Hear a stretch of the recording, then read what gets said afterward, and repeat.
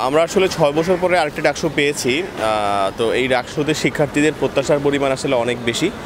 একটা গণঅভ্যুত্থান হয়েছে, বাংলাদেশ পরিবর্তিত হয়েছে, ফ্যাসিবাদ মুক্ত হয়েছে।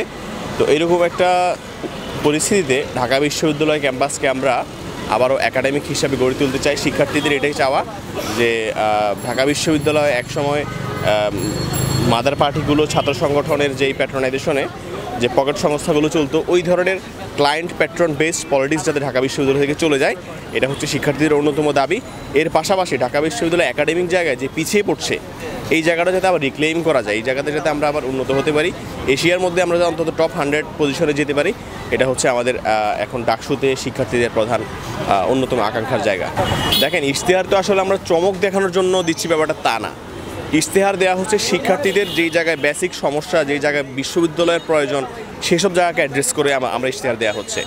আমাদের এখানে 36টা পয়েন্টে আমরা কাজ করছি 36 জুলাইকে সামনে রেখে, এবং হচ্ছে আমাদের 24টা মৌলিক পয়েন্টে আমরা ইনশাল্লাহ কাজ করব। সে জায়গা থেকে 24-এর যে গণঅভ্যুত্থান আমরা করেছি, সেটাকে আমরা আমাদের ইশতেহারের মধ্যে একটা ভিন্নভাবে দেখাচ্ছি রেটরিক হিসেবে। একই সাথে 36টা দাবি নিয়ে আমরা কাজ করছি। রাজনৈতিক দল কিংবা হচ্ছে অন্যান্য আদর্শের যারা আমাদের প্রতিপক্ষ রয়েছে, তারা নানাভাবেই আমাদেরকে হেনস্থা এবং ডাউন করার চেষ্টা করে যাচ্ছে। তো আসলে এটা ছাত্র শিবির সমর্থিত প্যানেলের যেটা ঐক্যবদ্ধ শিক্ষার্থী জোট, এটা আমরা হচ্ছে এটাকে পজিটিভলি নিচ্ছি। আমরা ক্যাম্পাসে একটা সহাবস্থান চাই, গণতান্ত্রিক পরিবেশ চাই। প্রত্যেকটা প্যানেল, প্রত্যেকটা আদর্শ, প্রত্যেকটা বিশ্বাসের মানুষ ক্যাম্পাসে একই সাথে বসবাস করবে শান্তিপূর্ণভাবে। ক্যাম্পাস হয়ে উঠবে একটা মার্কেট প্লেস অফ আইডিয়া। এখানে যে যার আইডিয়াকে এক্সপ্রেস করবে, প্রকাশ করতে পারবে।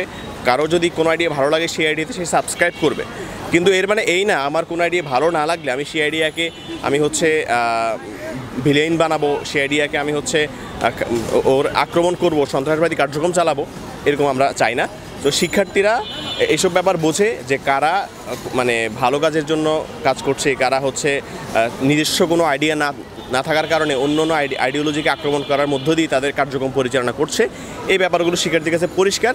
এই জায়গা থেকে আমরা চিন্তিত নই যে আমাদেরকে কারা আক্রমণ করলো, আমাদের বিলবোর্ড কারা ছিঁড়ে ফেললো। বরং শিক্ষার্থীদের কাছে এই ব্যাপারটা আরও পরিষ্কার হচ্ছে যে কারা সত্যিকার অর্থে ক্যাম্পাসে গণতান্ত্রিক পরিবেশের জন্য কাজ করছে।